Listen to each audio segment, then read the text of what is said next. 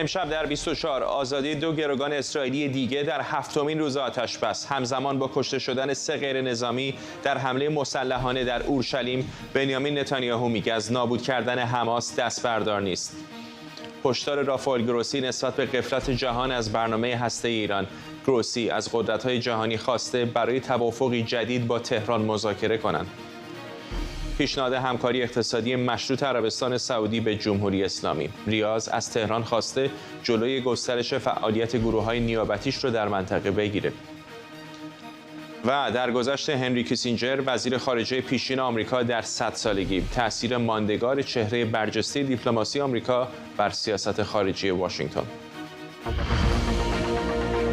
از واشنگتن دی سی این 24 است با فرداد فرحزاد. بینندگان ایران اینترنشنال در ایران و سراسر جهان سلام به شما. آتش‌بس اسرائیل و حماس با پادرمیونی قطر روز پنجشنبه هم تمدید شد. حماس 2 گروگان زن اسرائیلی را آزاد کرده و قرار 8 گروگان دیگر که زنان و کودکان هستند رو هم تا پایان پنجشنبه به صلیب سرخ تحویل بده. یک سخنگوی دولت اسرائیل گفته هر وقت حماس آزاد کردن گروگان‌ها را متوقف کنه، ارتش اسرائیل جنگ رو از سر میگیره. همزمان با تلاش‌ها برای تمدید آتش‌بس 3 غیر نظامی در یک تیراندازی در اورشلیم کشته شدند. حماس مسئولیت این حمله رو بر عهده گرفته. وزیر خارجه آمریکا که برای 3مین بار بعد از حمله 7 اکتبر وارد اسرائیل شده، این حمله رو محکوم کرده. ابتدا باید بگم که این روز به شکلی وحشتناک و منفی با یه حمله تروریستی دیگه آغاز شد. حمله‌ای که جون شهروندان بیگناه اسرائیلی رو در اورشلیم گرفت. این واقعه یادآور چالش‌هایی که اسرائیل و تک تک شهروندای اسرائیلی روزانه باهاش روبروان. ما این حمله رو به شدت محکوم می‌کنیم و همچنین در غم از دست دادن این جان‌های بیگناه عزاداریم. همانطور که برای از دست دادن هر جان بیگناه دیگری سوگواری می‌کنیم. همکارم بابک اسحاقی از تل‌آویو به ما پیوسته. بابک، الان 7مین روز آتش‌بس هست، هرچند که در اورشلیم همونطور که حماس مسئولیت رو قبول کرده تیراندازی بوده. از تازه‌ترین ها بگو از وضعیت این آتش‌بس. بیایم یه ترتیبی به آتش‌بس موقتی که به قول اسرائیلی ها رو به پایان هستش بدیم. در حال حاضر 2 گروگان امروز ساعت 5 بعد از ظهر آزاد شدن. الان در اسرائیل ساعت 9:30 شب هستش. تا 3 ساعت دیگر حماس وقت داره تا بین 6 تا 8 گروگان دیگر را که از زنان و نوجوانان هستند آزاد بکنه. در مقابل اسرائیل 30 زندانی زن و نوجوان فلسطینی را آزاد میکنه و 1 روز دیگر آتش‌بس ادامه خواهد داشت. اگر این کار را نکنه حماس ساعت 7 صبح فردا اسرائیل جنگ را دوباره آغاز میکنه. اما اگر این کار را کرد و اسامی دیگری را حماس به اسرائیل داد برای آزاد کردن که باید 10 نفر از گروگان‌ها باشند، دوباره 24 ساعت دیگر این توافق و این آتش‌بس تمدید پیدا میکنه. با آنکه اسرائیل میگوید که به نظر نمیرسه که حماس این توانایی را داشته باشه که بتونه گروگان‌های دیگری را پیدا بکنه. امروز حماس باز دست به یک جنگ روانی زد و پدر خانواده بیباس، خانواده کودکان موقرمزی که 10 ماهه و 4 ساله بودند را به روی دوربین آورد. حماس پیش از این گفته بود که این خانواده با بمباران اسرائیلی ها چند روز پیش کشته شدند. او از آقای نتانیاهو خواست که هر چه زودتر تلاش بکنه تا خانواده او را به خاک اسرائیل بیاره تا در اونجا خاک بشن. این بدون شک بر احساسات مردم اسرائیل تأثیر میذاره، اما فردا تا چه حد میتونه تصمیمات ارتش اسرائیل را برای آغاز دوباره جنگ به تعویق بندازه معلوم نیست. و در وسط این آتش‌بس موقت وزیر خارجه آمریکا آنتونی بلینکن هم سفر کرده. چه جزئیاتی در مورد سفر او میدونیم؟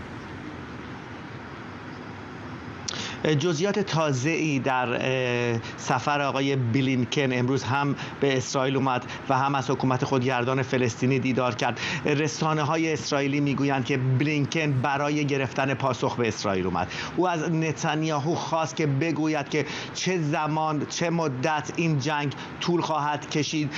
در اونجا گالانت به میان صحبت میپره و میگوید که تا هر زمان که لازم باشه، تا وقتی که بتونیم حماس را شکست بدهیم، این جنگ ادامه خواهد داشت.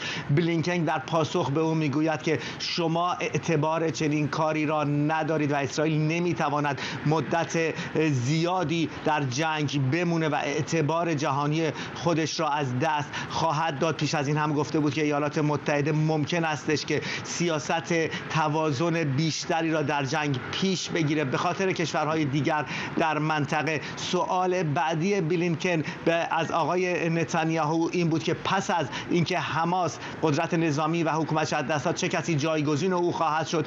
آیا حکومت خودگردان فلسطینی خواهد بود؟ بنیامین نتانیاهو این بار به صحبت وارد میشه و میگوید که امکان نداره که ما یک حکومت تروریست را به یک حکومت تروریست دیگر با رهبری محمود عباس که او را یک یهود ستیز خواند عوض بکنیم. و اما در پاسخ اینکه پس چه کسی حکومت خواهد کرد بر غزه پس از حماس، پاسخ مناسبی بلینکن دریافت نکرده.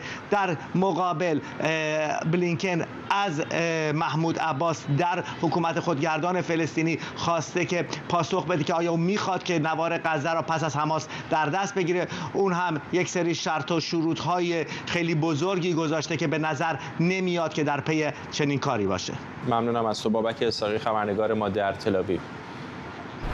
حرف از آنتونی بلینکن شد. اجازه بدید مستقیم بریم به تل‌آویو. تصاویر زنده داریم از نشست خبری وزیر خارجه آمریکا که قرار هست لحظات دیگه اینجا به پودیوم بیاد و در جمع خبرنگاران صحبت بکنه. اگر اشتباه نکنم این سومی یا چهارمین باری هستش که وزیر خارجه ایالات متحده آمریکا از شروع درگیری‌ها در 7 اکتبر به اسرائیل میره. سومین سفر او هستش به اسرائیل. تصاویر زنده رو دارید میبینید. شبکه الجزیره میگه که ظاهرا زمزمه‌های وجود داره که توافق برای ادامه این آتشبس موقت در دقایق گذشته به دست اومده. هنوز ما نمیتونیم این رو به طور مستقل تایید یا تکذیب بکنیم، ولی میدونیم که هم مقامات مصری هم مقامات قطری در ساعت‌های گذشته مشغول چانه‌زنی با طرفای اسرائیلی و همینطور حماس بودند برای ادامه این آتشبس که طبیعتاً از سمت اسرائیل منوط هست به آزادی گروگان‌های بیشتر.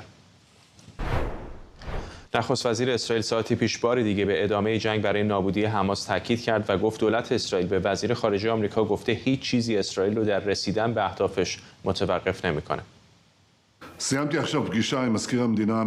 من همین الان جلسه رو با آنتونی بلینکن وزیر خارجه آمریکا به پایان رسوندم. کمی بعد از اون که آدمکش‌های حماس اسرائیلی ها رو اینجا در اورشلیم به قتل رسوندن. به بلینکن گفتم این همون حماسه، همون حماسی که فاجعه هولناک 7 اکتبر رو انجام داد، همون حماسی که تلاش میکنه ما رو در هر جایی بکشه. به او گفتم ما سوگند خوردیم، من سوگند خوردم که حماس رو ریشه‌کن کنم. هیچ چیز ما رو متوقف نخواهد کرد.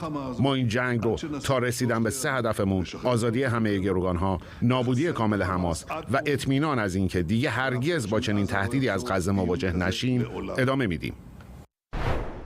مهر جاودانفر تحلیلگر مسائل اسرائیل از تل‌آویو به ما پیوسته. آقای جاودانفر، زمان زیادی باقی نمونده تا پایان مهلت پیش‌فرض آتشبس موقت. چقدر فکر می‌کنید که ممکن هستش که این تمدید صورت بگیره اونطوری که الجزیره میگه به نظر میاد که ممکن باشه؟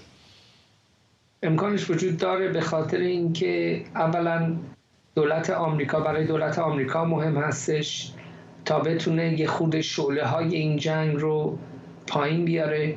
الان فراموش نکنید که آقای بایدن سال آینده بایستی در انتخابات ریاست جمهوری آمریکا شرکت بکنه و الان کسانی هستن، گروه‌های چپگرا یا پروگرسیو، به عنوان پروگرسیو، اونها دیدگاهشون هستش که آقای بایدن زیاده از حد از اسرائیل حمایت کرده و اونها دیدگاهشون اونها چیزی که میخوان، تقاضای اونها این هستش که آتشبس دائمی بین اسرائیل و حماس برقرار بشه. خب اون الان آتشبس دائمی در حال حاضر یه خود غیر واقعی هستش، ولی در هر حال هر چقدر بیشتر آقای بایدن بتونه به یک آتشبس دراز مدت، حتی اگر موقتی هم باشه، به دست بیاره، میتونه به خود آقای بایدن کمک بکنه. برای آقای نتانیاهو هم بستگی داره. ببینید بستگی داره که چقدر در ازای این آتشبس شهروندان گروگان گرفته شده اسرائیل آزاد بشن. اگر آمریکا بتونه اونها رو متقاعد بکنه که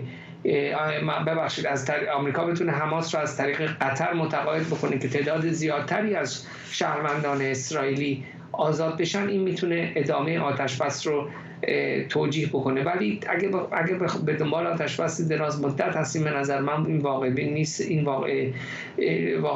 بین نیستش، چون برای دولت کنونی آقای نتانیاهو بسیار مهم هستش که با این عملیات ادامه بده. هر دولتی ادامه میداد، ولی به خصوص برای آقای نتانیاهو، چون الان بر اساس نظرسنجی ها اگر در اسرائیل فردا انتخابات برپا بشه، بر اساس این نظرسنجی اخیر دولت ائتلافی ایشون که الان از 64 کرسی برخوردار هستش از سر 20 سقوط میکنه به فقط 45 کرسی و اپوزیسیون 75 کرسی برخوردار خواهد شد. پس این هم یک مسئله دیگه مهم هستش برای آقای نتانیاهو.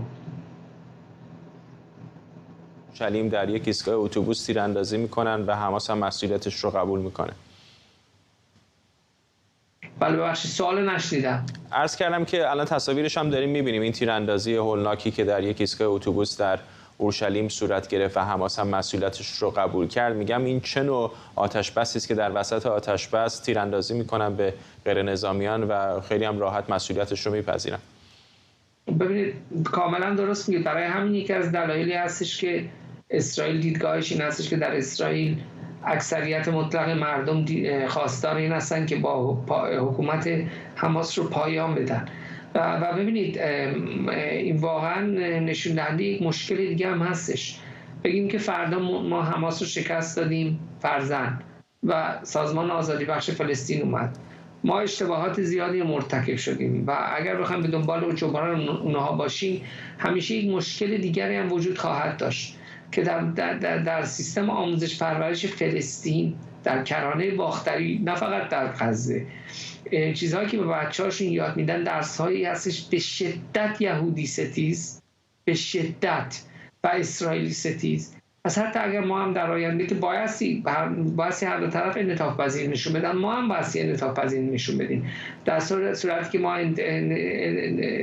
انعطاف پذیری نشون بدیم، سوال اینجاست که آیا یک توافق با فلسطینی ها پایدار خواهد بود وقتی که نسل آینده دیدگاهشون به شدت یهودی ستیز هستش و این هستش که اسرائیل اصلا نبایستی وجود داشته باشه. ممنونم از شما. مهر جاودانفر، تحلیلگر مسائل اسرائیل از تل‌آویو.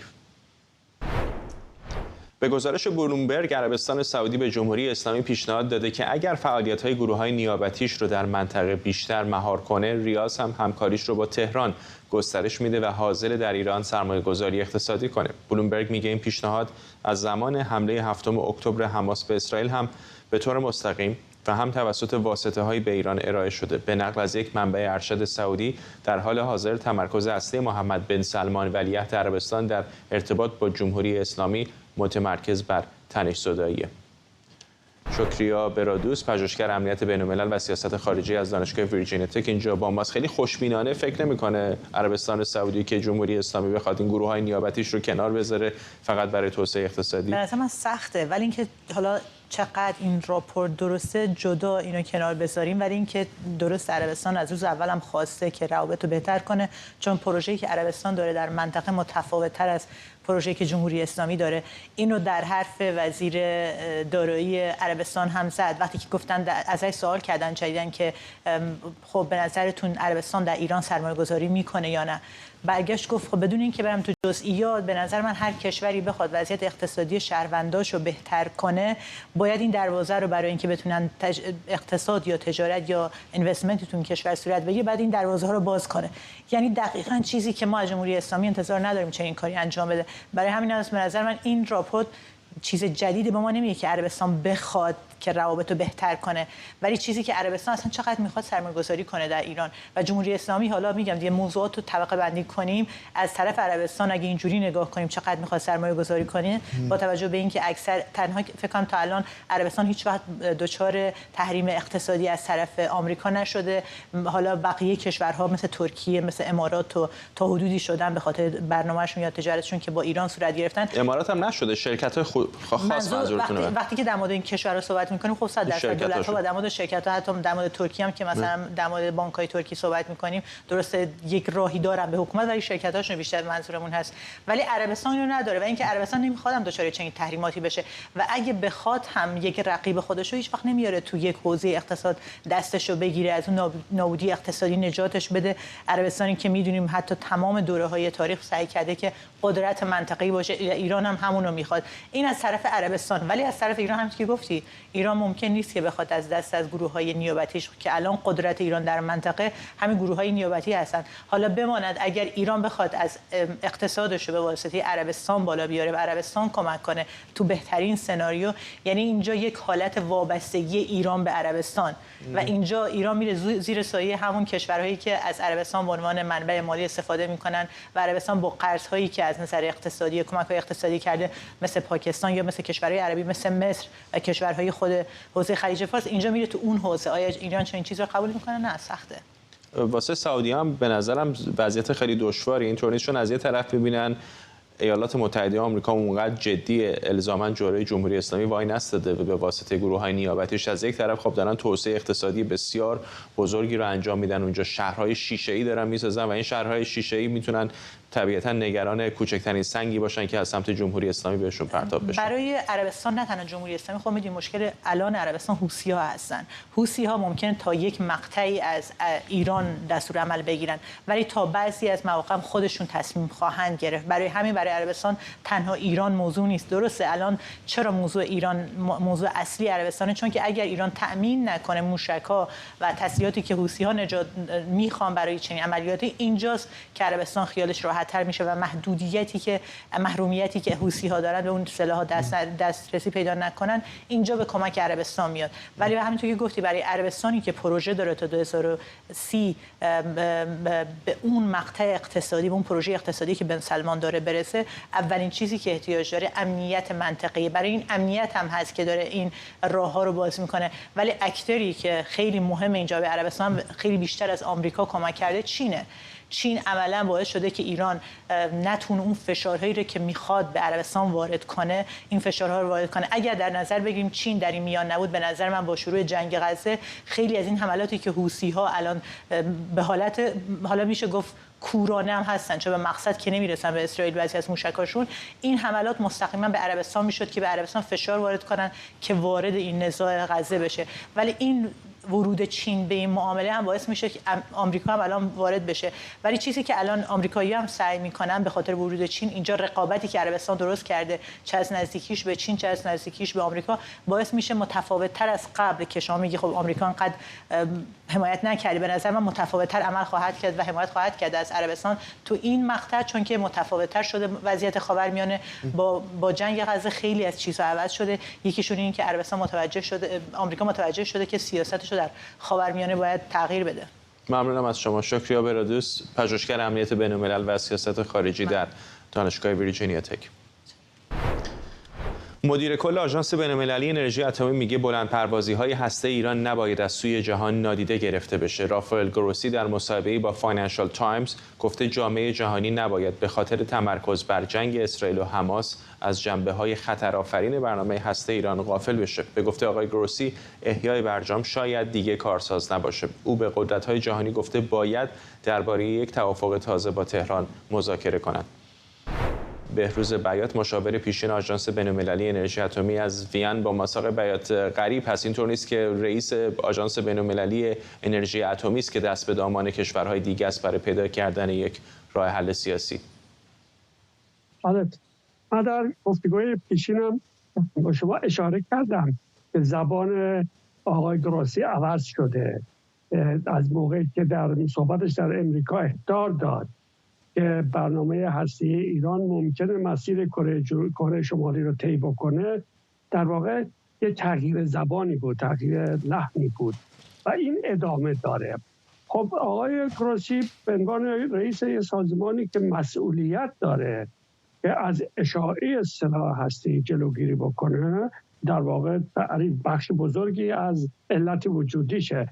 و وقتی که می‌بیند که کنترل داره دست خارج میشه و مجبور از اشاراتی به همچین چیزایی بکند. اینجا یادآوری میکنم، خاطر نشان میکنم زمانی که آقای البرادعی رئیس آژانس بود، بحثا بیشتر تمرکز روی جمهوری اسلامی داشت.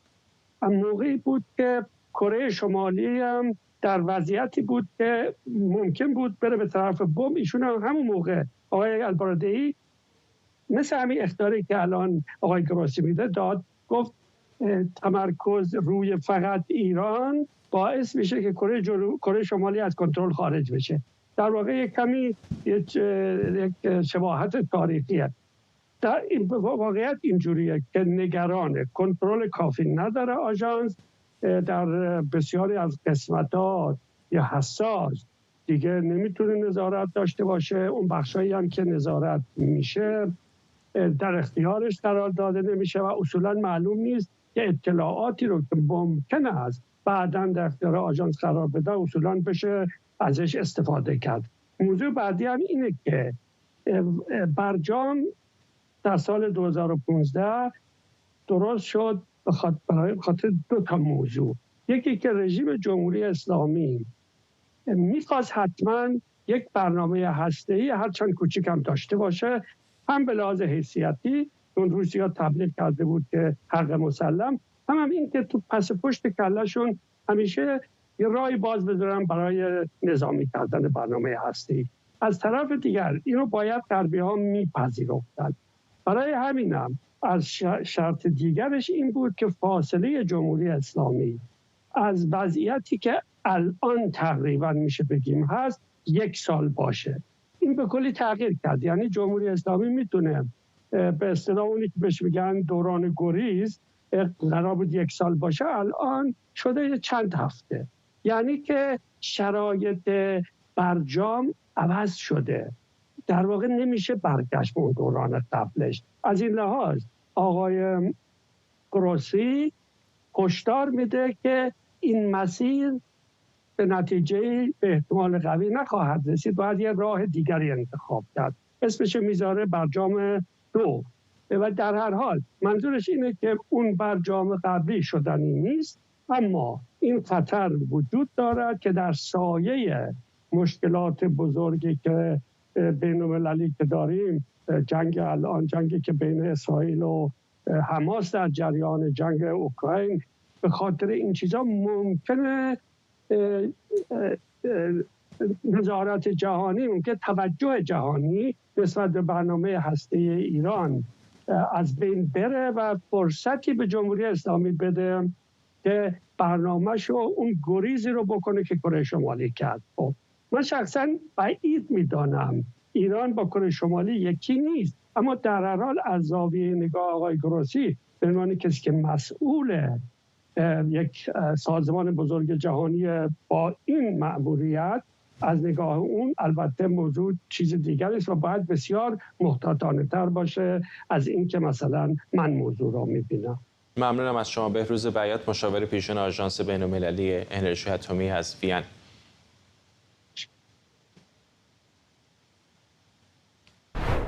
بیاد دارید در اوایل برنامه شما رو برای لحظاتی به تل آویو بردیم، جایی که آنتونی بلینکن قرار بود سخنرانی بکنه.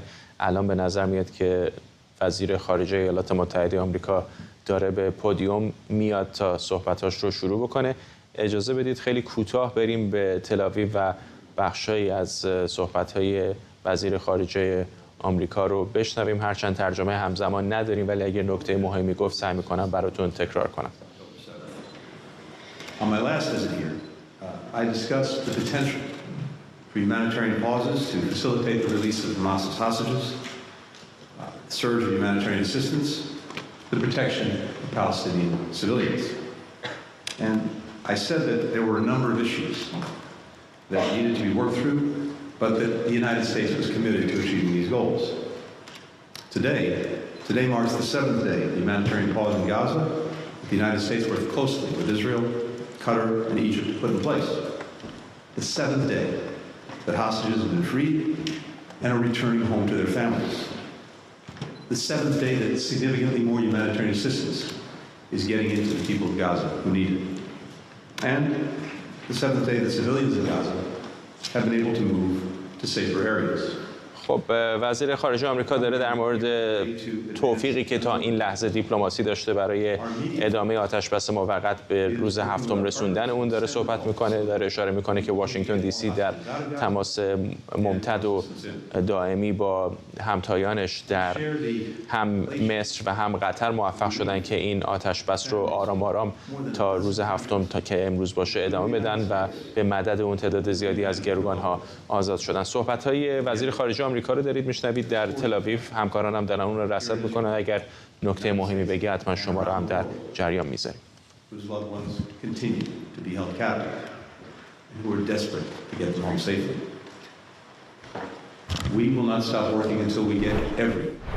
نشست تغییرات اقلیمی کاپ 28 یا کاپ 28 با حضور 100,000 نفر در دبی افتتاح شد. در نخستین روز این نشست طرح ایجاد یک صندوق جهانی کمک اقلیمی تحت نظارت بانک جهانی به تصویب رسید. این طرح به منظور کمک به فقیرترین کشورها برای مقابله با اثرات منفی تغییرات اقلیمی تنظیم شده. توافق بر سر پیشنویس این طرح طی چندین ماه مذاکرات سخت بین کشورهای در حال توسعه شکل گرفته. It is my understanding درک من این است که برخی از اعضا ممکن است پیشنهاد کمک به صندوق را بدهند و من از اعضا دعوت میکنم که در این جلسه چنین تعهدات را در نظر بگیرند. من از دبیرخانه درخواست میکنم که بند 14 طرح به منظور منعکس کردن پیشنهادات ارائه شده در این کنفرانس بروزرسانی شود.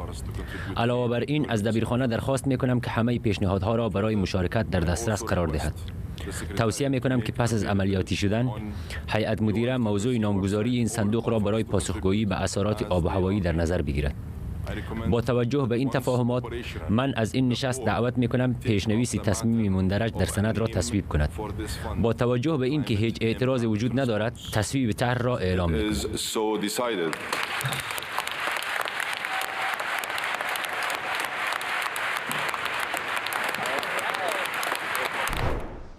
خبرنگار ما مریم رحمتی از دبی به ما پیوسته. مریم، چه گذشته تا امروز در جریان نشست؟ فرداد، همونطور که مشاهده کردید روز افتتاحیه نشست جهانی اقلیمی سازمان ملل روزی بود با دستاوردی بزرگ. در واقع میشه گفت که سالهاست کشورها مذاکره میکنن و گفتگو میکنن در مورد اینکه این صندوق مالی اقلیمی رو ایجاد بکنن، مخصوصا برای جبران خسارت به کشورهای فقیر و توسعه نیافته. و این موضوع دقیقاً در سال گذشته در کاپ 27 در مصر رنگ بیشتری گرفت و حالا می‌بینیم که کشورها بالاخره به این توافق دست پیدا کردن. در واقع کشورها حالا یک صندوق مالی اقلیمی ایجاد خواهند کرد تحت نظارت بانک جهانی تا بتونن جبران خسارت بکنند، به خاطر اینکه کشورهای در حال توسعه و توسعه یافته مسئول ایجاد آلاینده ها هستند و این کشورهای فقیر هستند که دارن با تاثیرات تغییرات اقلیمی مواجه هستند و دارن باش دست و پنجه نرم میکنن. مخصوصا کشورهای آفریقایی رو اگه بخوایم مثال بزنیم، کشورهایی هستند که دارن بیشترین قیمت رو برای تغییرات اقلیمی میپردازن. حالا با ایجاد این صندوق در واقع میشه گفت که این کشورهای فقیر در واقع میتونن با اثرات تغییرات اقلیمی مواجهه بکنن و همچنین برای تهدیدات آینده تغییرات اقلیمی هم تا حدی خودشون رو آماده بکنن. اما موضوع مهمی که وجود داره این هستش که این سازگار چه زمانی دقیقاً آغاز به کار خواهد کرد و این مسئله مهمی هست که کارشناسان و کشورهای فقیر که چندین سال در این مورد دارن تلاش میکنن در موردش نگران هستن و اون هم زمان آغاز به کار این صندوق مالی اقلیمی هستش. اما حواشی دیگری که ما امروز در کاپ کاپ 28 در دبی شاهدش بودیم این بود که موضوع سفر ابراهیم رئیسی به دبی بود. قبلا از سوی مقامات جمهوری اسلامی ایران ما شنیده بودیم که رئیس جمهوری اسلامی ایران به دبی خواهد اومد و به عنوان اولین رئیس جمهوری که در این نشست‌ها شرکت میکنه قرار هست اینجا حاضر بشه. ولی امروز رسانه‌های جمهوری اسلامی ایران در داخل ایران و همچنین وزیر امور خارجه جمهوری اسلامی ایران امیر عبداللهیان اعلام کردند که رئیسی به این نشست نخواهد اومد و شرکت نخواهد کرد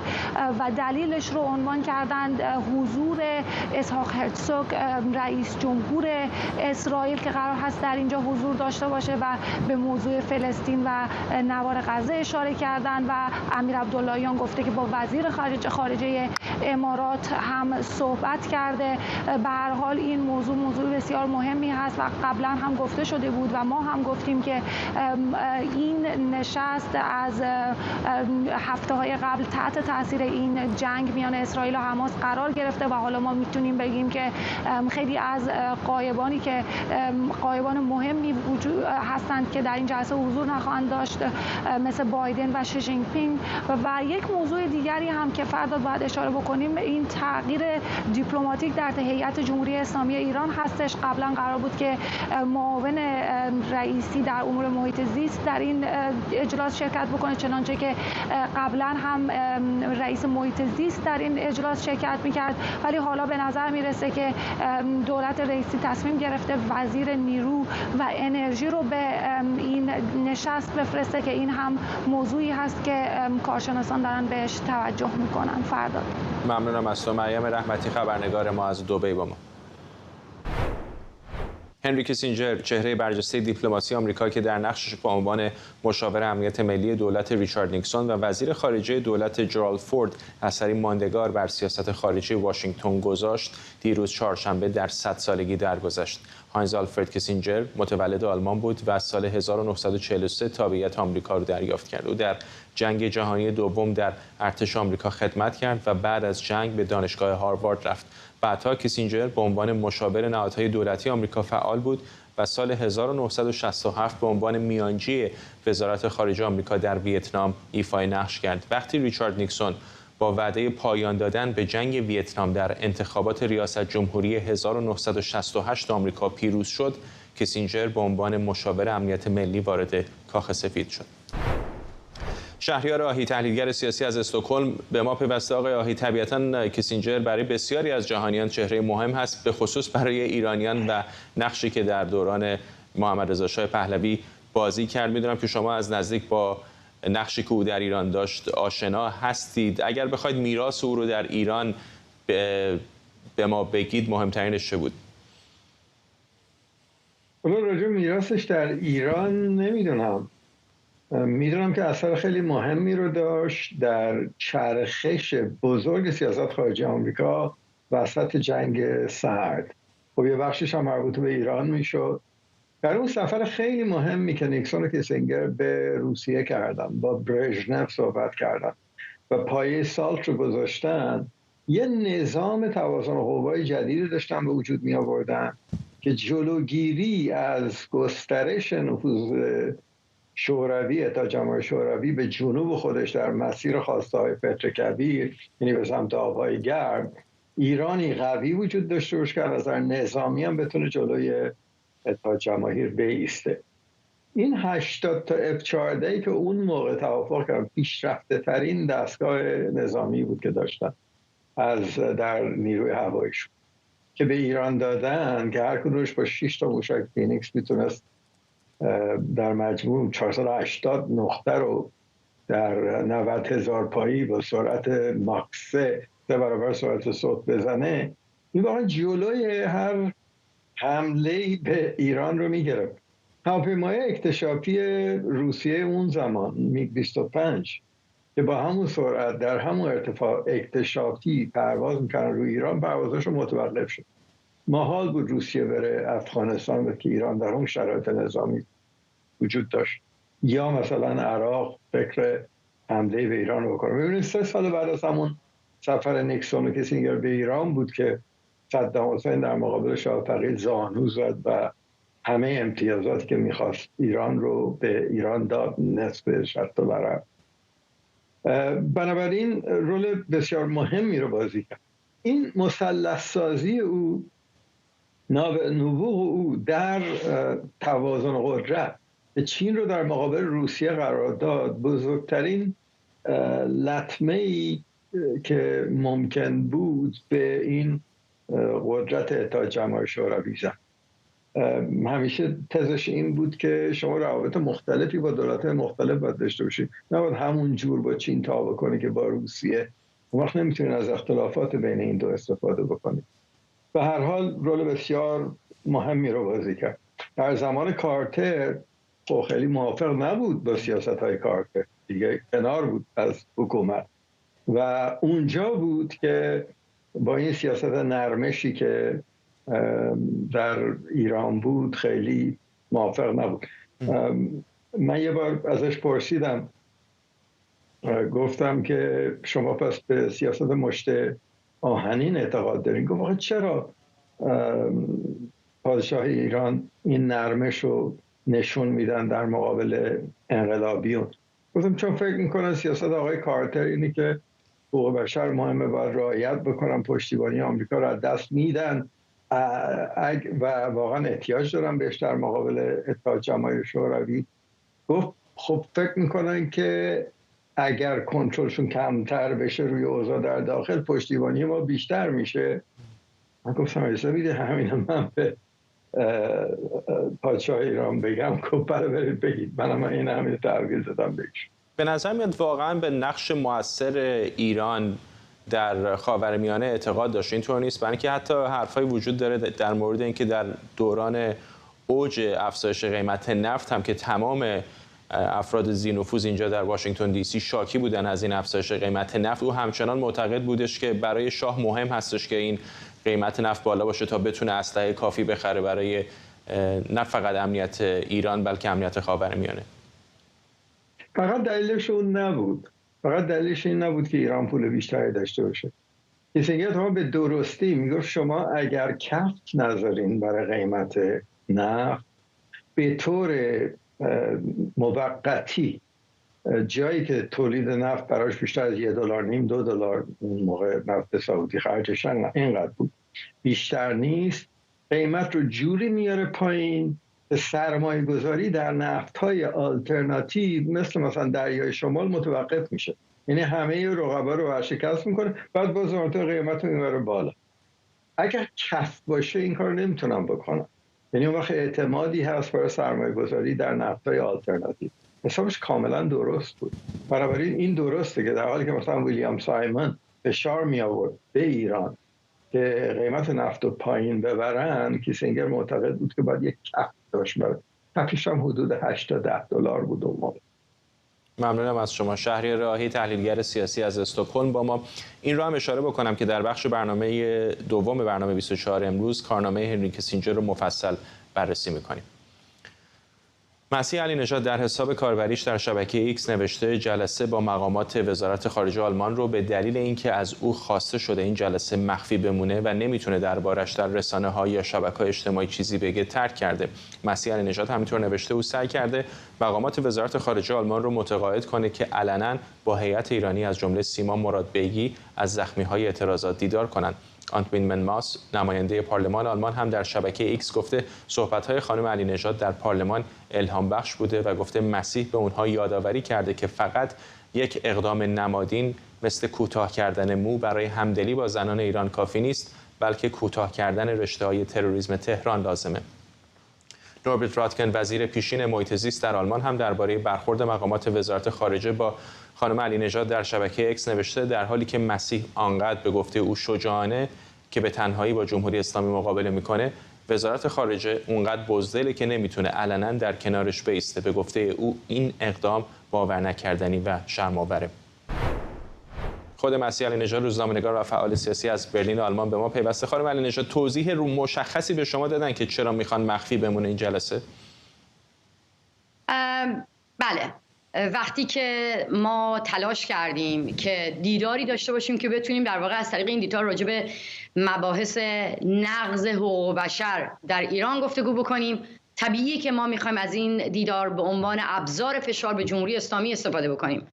ولی به ما گفته شد که وزارت خارجه سیاستش گفتگو، مذاکره با جمهوری اسلامیه و ممکنه هر گونه اطلاع رسانی در مورد دیدار با کسانی که مشخصاً تغییر حکومت جمهوری اسلامی رو میخوان بتونه در مسیر دیدارها، مذاکرات و گفتگوهاشون با مقامات جمهوری اسلامی خدشه ایجاد بکنه. این رو بسیاری از نمایندگان پارلمان هم میدونن که در واقع سیاست خارجی دولت آلمان مبتنی بر ادامه مذاکره، برگشتن به میز مذاکرات هسته‌ای و برگشتن به توافق هسته‌ای هست. بنابراین کسانی که با صدای بلند و آشکارا میگن ما خواستار در واقع از بین رفتن جمهوری اسلامی هستیم، از دیدگاه اونها ممکنه که آسیب بزنن به روند مذاکرات. این چیزی است که مشخصا من از طریق سازمانی که دعوت شدم و از طریق در واقع بارها این اتفاق افتاد که ما این رو شنیدیم از طریق رهبران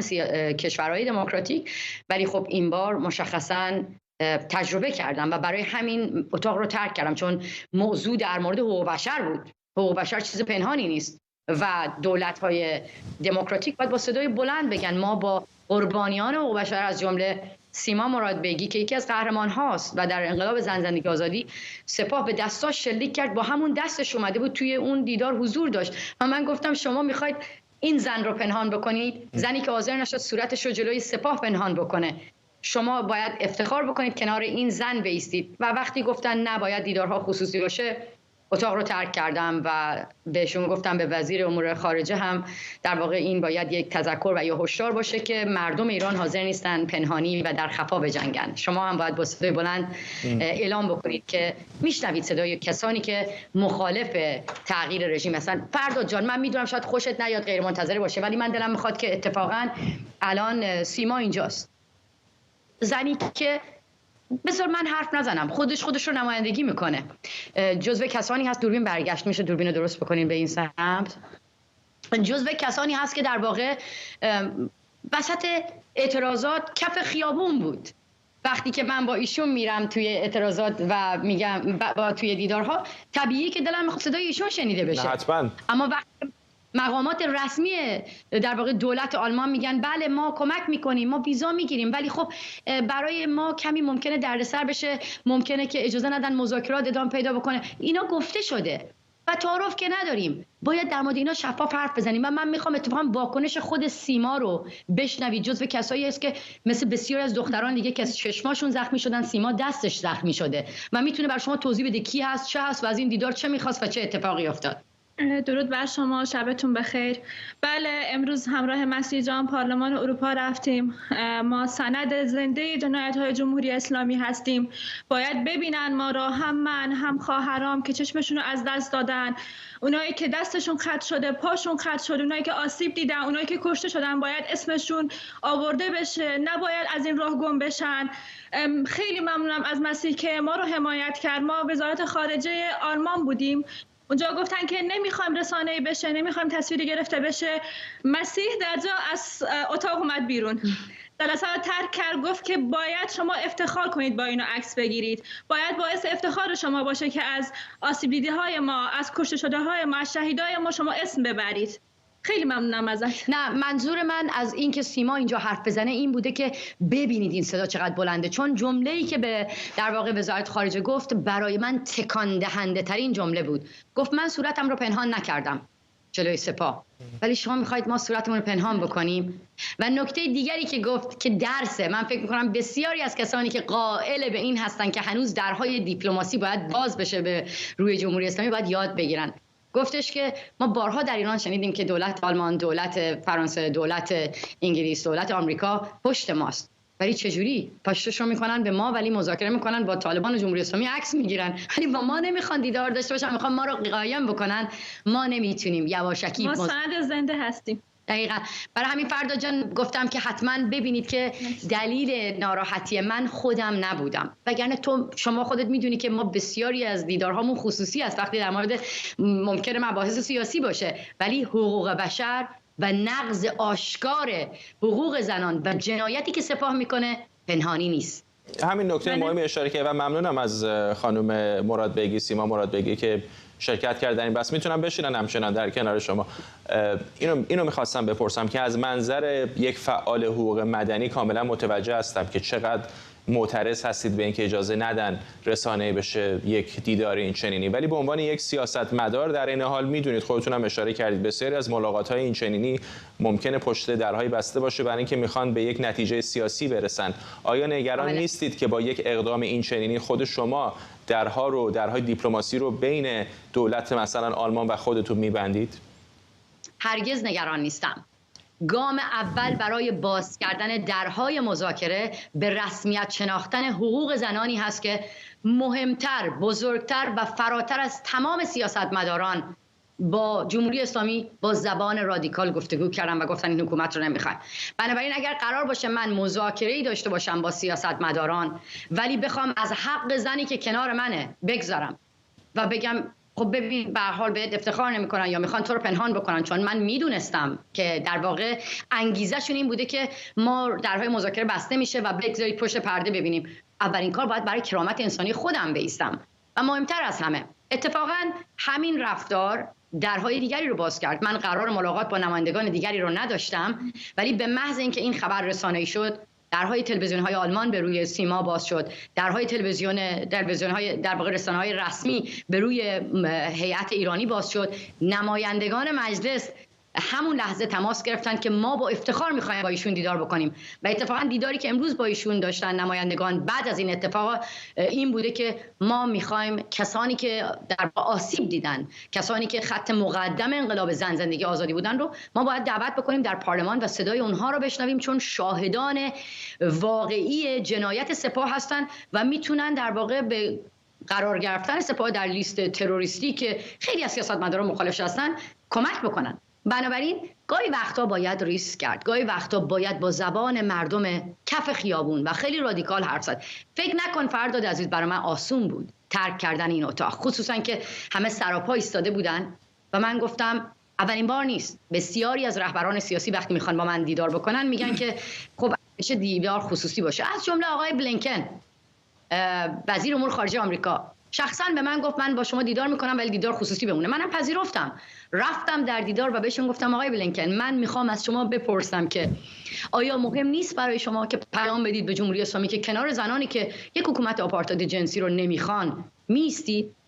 آیا شما واقعا منو پنهان میکنید برای اینکه میخواین درهای مذاکره باز بمونه یا واقعا مباحث سیاسی مهمی است؟ نبود. من با مردم ایران رو راستم، شما هم رو راست باشید. دوران گفتگوهای پشت در پنهانی گذشت و آقای بلینکن همون زمان به قول خودشون استیتمنت رسمی و به قول ما بیانیه داد که دیدار کرد با ما و همینطور آقای جک سالیوان همینطور در کاخ سفید.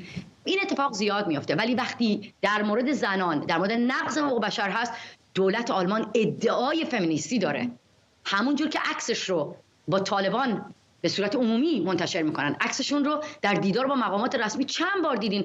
اصلا وزیر امور خارجه سوئد با لبخند عکسش رو با عبداللهیان منتشر میکنه، ولی حاضر نیستن عکسشون رو با کسانی که نقض حقوق بشر رو دارن میگن و میگن ما این حکومت رو نمیخوایم. سپاه تروریسته، عکسشون رو کنار در واقع کسانی که قربانی سپاه هستن منتشر کنن. اونجا جاییه که ما باید اتفاقا بایستیم. ممنونم از هر دوی شما، هم مسیح علی‌نژاد روزنامه‌نگار و فعال سیاسی از برلین آلمان و همینطور سیما مرادبگی از آسیب دیدگان اعتراضات سراسری در ایران.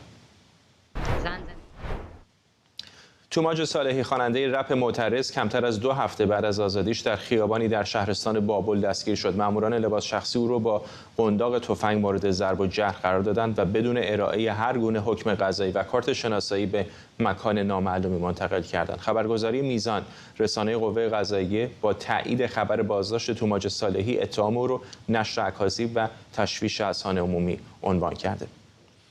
رقیه رضایی عضو تحریریه ایران وایر از اتاوا با ماست و همینطور علی افشاری تحلیلگر مسائل سیاسی اینجا در استودیو با ما. با خانم رضایی شروع میکنم. چقدر قابل انتظار بود بازداشت دوباره او؟ سلام به شما بینندگانتون، آقای افشاری عزیز.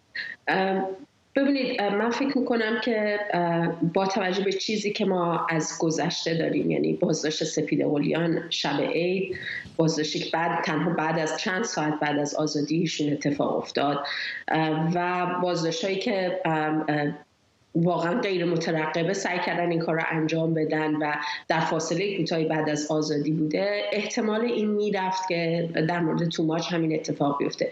و اتفاقا من فکر میکنم که خود توماج هم میدونست که فرصت کوتاهی داره، ولی در همین فرصت کوتاهی که داشت در واقع از فرصت استفاده کرد و از نقض حقوق خودش در کنار در واقع اهمیت قانون برای یک جامعه در واقع در مورد حاکمیت قانون حرف زد و اینکه هیچ نهادی نباید فراتر از قانون باشه. از برگشتن قدرت به دست مردم حرف زد، از این حرف زد که هیچ نهادی نمیتونه فراتر از قانون باشه و این فقط مردم هستن که قدرت رو باید داشته باشن برای اینکه بتونن قوانین تبعیض‌آمیز و قوانین ضد انسانی رو در واقع تغییر بدن. بنابراین احتمال این میرفت که این اتفاق بیفته. به نظر میرسه که خودشون هم در واقع از پیش این سناریو رو داشتن. حتی یک سناریویی مطرح هست مبنی بر اینکه قصد داشتن که حساب‌های کاربری توماج رو به دست بگیرن، به این دلیل که خب بر صورت توماج از این تریبونی که در اختیار داشته صدای زنان ایران بوده، صدای جوانان ایران بوده و یک نوع در واقع شاید بشه گفت که عقده دارن در مقابل این حساب‌های کاربری. قصد داشتن که اونها رو به دست بگیرن. فکر می‌کردن که توماج که 1 سال و 1 ماه در مقابلشون ایستاده و اطلاعاتی بهشون نداده، اگر که بیرون بره و غیر مترقبه بازداشتش بکنن احتمالاً دسترسی خواهند داشت. ولی بعد که دیدن که در واقع هزینه‌های بیرون موندن توماج میتونه براشون سنگین‌تر تموم بشه، ترجیح دادن که دوباره بازداشتش کنن. ممنونم از شما رقیه رضایی، عضو تحریریه ایران وایر از اتاوا با ما. آقای افشاری همچنان اینجا در استودیو با ما هستند. از یک طرف هم آدم تحت تاثیر قرار میگیره چون مشخصه که دنبال عافیت طلبی نبوده، یعنی به محض آمدن بیرون از زندان، حالا با اینکه فاصله چند روزه، ویدیو منتشر میکنه، خیلی عیان از آنچه که بر او در زندان گذشته صحبت میکنه و دوباره هم هزینه سنگینی براش پرداخت میکنه. بله، اون نشون داد که با اراده محکمی از زندان اومده بیرون، نه تنها بر تمامی مواضع قبلی خودش ایستاده بلکه پخته تر شده و اومده که به هر حال اون مسیر رو آگاهانه تر، مؤثرتر جلو ببره و این چیزی هستش که به شدت جمهوری اسلامی رو نگران کرده. یعنی به این موضوع از دو زاویه باید نگاه بکنیم، زاویه سیاسی یا جنبه‌های حقوقیش. اون چیزی که توماج بعد از آزادی با اعمالی که یعنی دیدارهاش خیلی هدفمند بود، مصاحبه‌ای که انجام داد مصاحبه خیلی هوشمندانه و اینها روشنگرانه‌ای بود و نکته کلیدیش امید آفرینی بود. ببینید به حال جمهوری اسلامی افرادی که زندان میکنه در کل این ارعاب‌ها، حالا در برخی بیشتر برخی کمتر، نتیجه و هدف اصلیش یأس پراکنیه، ناامید شدنه. یعنی افراد ناامید بشن که این حکومت امکان تغییرش هست و مرعوب بشن و احساس بکنن که همیشه و همیشه منفعلن و کاری نمیتونن بکنن. او برعکس بر کنشگری مبتنی بر امید ولی عاقلانه در مصاحبه آخرش ما دیدیم شتاب زدگی نبود و این به این معنا میگم پخته تر شده.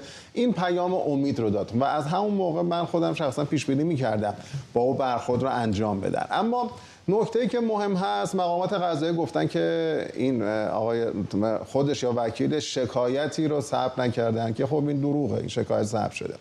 اما نکته مهم اینه که این فرد رو میگیرن و بعد میگن نشر اکاذیب که داره اکاذیب شیعت دیده اونها. ایشون میگه من در زندان موقع بازداشت من رو به شدت زدن و بعد هم با من بدرفتاری کردن، حقوق منم نقض شده. با خود شما هم شکایت کرده، نرفته به سازمان ملل یا به دولت‌های خارجی. شما این فرد رو گرفتید و باز میگید که پرونده جدید براش درست میکنید. خب این همینجا نشون میده که حرفای اون درسته. شما اگر واقعا خودتون مطمئن بودید به زعم شما او دروغ گفته، چرا زندانش میکنید؟ چرا عرصه برش میبندید؟ چرا سعی میکنید که صداشو قطع بکنید؟ چرا باز میخواد بیشتر اونو بترسونید، فشار بهش بیارید که عقب نشینی بکنه؟ این اون بنبستی رو نشون میده که متاسفانه ما در کل تاریخ معاصرمون، حالا تاریخ گذشته همه دنیا همین بوده، ولی ما در تاریخ معاصرمون قرار بود قوه قضاییه مستقلی برات، یعنی از خواسته های اصلی مشروطه مدرن کردن ظاهری قوه قضاییه نبود. مسئله اصلی بود که یک عدالتخانه به معنای واقعی باشه، نفوذ نهادهای امنیتی نباشه. همین توماج در مصاحبهش یک کشمکشی رو هم میگه خب این بازپرس در گوش از مسئولین امنیتی، همین وضعیت با قاضی است، همه اینا دستشانده امنیتی ها هستن، خود امنیتی ها هم دستشانده مقامات ارشد حکومت جمله خامنه ای هستن. همه اینها به تعبیر فوکویی کسی مالک قدرت نیست، چون معمولا نیروهای امنیتی به خصوص اینا که در مهار سطوح بالا هستن بعد یک مدت توهم قدر قدرتی پیدا میکنن، فکر میکنن واقعا اینها افراد ویژه‌ای، یعنی یک توانایی خارق العاده‌ای دارن، ولی نمیدونن نه، در روابط قدرت این اختیار رو به اونها دادن. همونطور که یه زمانی صادق خلخالی اسمش میومد آدم‌ها میلرزیدن، ولی دوران بعدی شد که خلخالی دیگه اون پشتوانه قدرت رو نداشت، این خلخالی بود که میترسید. بنابراین این وضعیتی که ما میبینیم، این خلأ این مفهوم قوه قضاییه مستقل، این که بازجوها امنیتی ها در این سلسله مراتب قدرت، یعنی اون بالایی دستور کلی رو میده، جزئیات همینطور میاد پایین به اون شکنجهگر میرسه. طبیعیه که شکنجهگر عمل انجام میده، اما از نفر اول حکومت خودکامه تا میاد وزیر اطلاعات یا رئیس سابق قبل و غیره، بازجوهای ارشد، میرسه اون سلسله مراتب به اون شکنجهگر در انتها. و اون شکنجهگر که این برخورد رو انجام میده چون مطمئنه که مسئولیت قضایی داره، وگرنه اگر اینها بدونن که روزی حتی نه برای 100% کارشون، برای 20% کارشون پاسخگو باشن، اینا هیچ کدوم این کارها رو نمی‌کنن. من شاهد بودم، یکی از این مقامات نیروی انتظامی بود قبل از کوی دانشگاه، این خیلی هیاهو، خیلی آدم خشنی بود، یعنی حمله میکرد، این بعد از کوی که احساس کرد میخواد باش برخورد بشه به دست و پا افتاده بود و گریه میکرد. من اینو خودم شاهد بودم. بنابراین توماج پیام مقاومت داده و حکومتی که احساس ضعف میکنه کم آورده و باز دوباره موضوع امنیتی کرد. ممنونم از شما علی افشاری، تحلیلگر سیاسی اینجا در استودیو با ما، و ممنونم از شما که ما رو در این بحث همراهی کردید. برنامه رو با تصاویری زنده از کرانه باختری به پایان میبریم.